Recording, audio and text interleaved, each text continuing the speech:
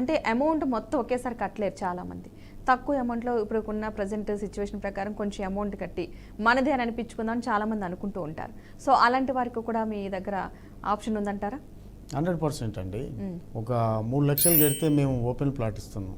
Just 3 lakhs. 3 lakhs pay చేసిన వాళ్ళకి 150 square yard plot అనేది మా దగ్గర అవైలబిలిటీ ఉంది. ఎట్లా అంటే ఒక 20,000 గజం ఉన్నటువంటి ఒక వెంచర్లో మొత్తం మనం 150 స్క్వేర్ యార్డ్కి ఉన్నట్లయితే అది 30 lakhs బడ్జెట్ అవుతుంది. అవును. దాంట్లో మనకు 10% అంటే ఎంత అండి? Just 3 lakhs. అవును. 3 lakhs పే చేసినట్లయితే రిమైనింగ్ 90% 27 lakhs అనేది బ్యాంక్ లోన్ వస్తుంది.